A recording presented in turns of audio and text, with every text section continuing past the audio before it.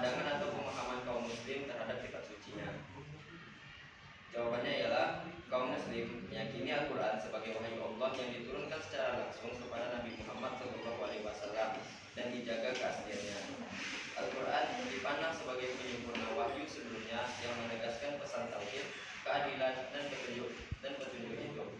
Selain Al-Quran, umat muslim juga mengakui keberadaan kitab-kitab suci sebelumnya seperti Taurat, Zabur, dan Injil yang semuanya berasal dari Allah. Namun, Al-Quran memiliki posisi tertinggi karena diyakini sebagai wahyu terakhir yang otentik dan terpelihara dari perubahan.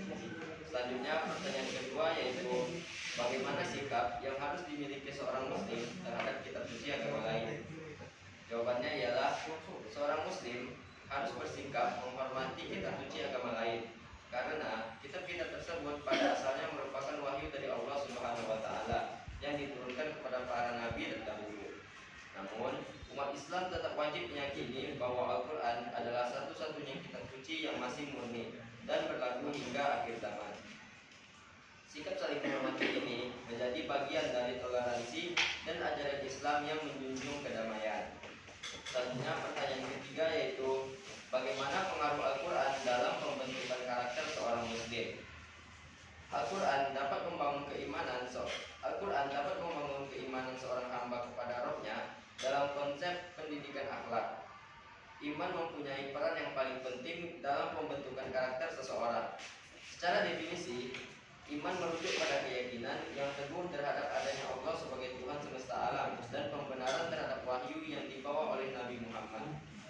Dalam konteks pendidikan akhlak, iman juga memiliki peranan yang sangat penting dalam membentuk karakter seseorang. Selanjutnya, pertanyaan keempat yaitu sebutkan apa saja syarat-syarat qiraat yang sahih. Yang pertama, syarat-syarat qiraat yang sahih ialah sesuai dengan kaidah bahasa Arab. Bacaan harus sesuai dengan aturan tata bahasa Arab. Walaupun terdapat sedikit perbedaan, tetap diterima selama sanadnya sahih.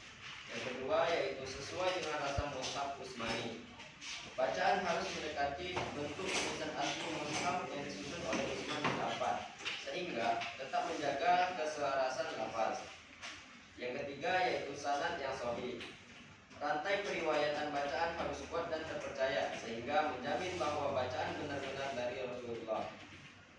Selanjutnya, pertanyaan kelima yaitu apa manfaat mengetahui makiyah dan madaniyah dalam dakwah dan pendidikan dan lain-lain. Perbedaan ungkapan dan intonasi dalam ayat-ayat makiyah dan madaniyah menunjukkan metode dakwah yang disesuaikan dengan kondisi masyarakat. Hal ini membuat dakwah Islam mampu menyentuh hati, menyembuhkan penyakit rohani, serta menyesuaikan objek dan metode dakwah dengan perbedaan sosial dan budaya manusia. Ilmu makiyah dan madaniyah ini juga sangat membantu sekali dalam membantu menafsirkan dan memberi kandungan suatu ayat, khususnya bila terjadi pertentangan pemahaman antara ayat-ayat yang ada dalam Al-Quran. Selanjutnya, pertanyaan ke-6 yaitu jelaskan apa yang dimaksud dengan nasikh dan mansukh. Nasikh berarti menghilangkan atau memindahkan sesuatu. Makna kata nasikh dalam istilah fikih adalah penghapusan hukum syara yang lama dengan hukum syara yang baru. Ini berarti hukum yang lama sudah tidak berlaku lagi karena ada hukum baru yang menggantikannya. Nasikh merupakan proses penghilangan hukum yang lama dengan hukum yang baru yang berlandaskan pada dalil syara. Sedangkan kata mansukh juga memiliki makna yang khusus. Secara etimologis, mansukh adalah sesuatu yang dihapus. Secara terminologi, mansukh adalah hukum syara yang telah ada sebelumnya dan belum disesuaikan oleh hukum baru. Selanjutnya, pertanyaan. Sebutkan apa saja syarat-syarat dalam nasikh dan mansukh. Yang pertama yaitu mansukh harus berubah hukum syara yang berasal dari Allah dan bukan hukum buatan manusia. Yang kedua yaitu nasikh harus ada jarak waktu dengan mansukh. Yang ketiga, nasikh dan mansukh harus bertentangan secara nyata. Selanjutnya, pertanyaan ke-8 ialah jelaskan pengertian dari mafhum. Secara bahasa, mafhum berasal dari kata bahasa Arab yang artinya paham atau berarti yang dipahami.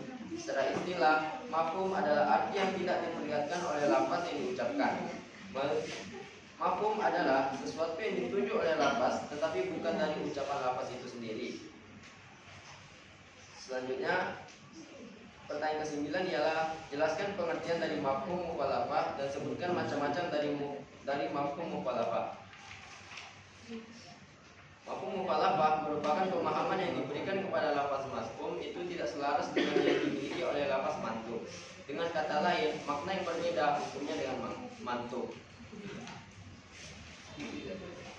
Selanjutnya macam-macam mafhum ialah sebagai berikut. Yang pertama mafhum sifat, yang kedua mafhum syarat, yang ketiga mafhum ghoyah. Selanjutnya pertanyaan selanjutnya ialah jelaskan wahyu menurut istilah. Wahyu menurut istilah adalah kalam Allah yang diturunkan kepada salah seorang nabinya. Wahyu menurut istilah ialah sebutan bagi sesuatu yang dituangkan dengan cepat dari Allah ke dalam dada nabinya.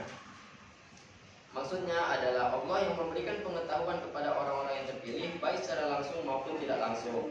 Pertanyaan selanjutnya ialah bagaimana cara Allah menyampaikan wahyu kepada para nabinya. Ada 3 cara bagaimana Allah menghendaki apa yang ingin diberitahukan kepada para nabinya. Yang pertama, memberitahukan dengan tidak memakai perantara atau langsung. Yang kedua, memberitahukan melalui perantara malaikat yang disebut Ar-Ruh Al-Amin. Yang ketiga, yaitu Allah menanamkan rasa ketenangan kepada para nabi serta menghilangkan kebimbangan nabinya. Pertanyaan selanjutnya ialah bagaimana cara kita untuk mendapatkan ilham. Yang pertama, mendekatkan diri kepada Allah. Yang kedua, memperbanyak istighfar. Yang ketiga ialah bergaul dengan orang-orang yang selanjutnya ialah apa saja perbedaan dari wahyu dan ilham. Yang pertama dari segi penerimanya, wahyu hanya diterima oleh nabi dan rasul, sedangkan ilham dapat diterima oleh siapa saja yang dikehendaki oleh Allah. Yang kedua dari segi fungsinya, wahyu berfungsi sebagai hukum syariat untuk seluruh umat manusia, sedangkan ilham bersifat pribadi dan tidak membawa hukum syariat. Yang ketiga dari segi status kebenarannya, wahyu terjamin kebenarannya secara mutlak, sementara ilham tidak dan bisa bercampur dengan pemikiran atau perasaan pribadi. Mungkin itu saja pertanyaan dan jawaban yang telah saya buat. Lebih dan kurangnya saya mohon maaf.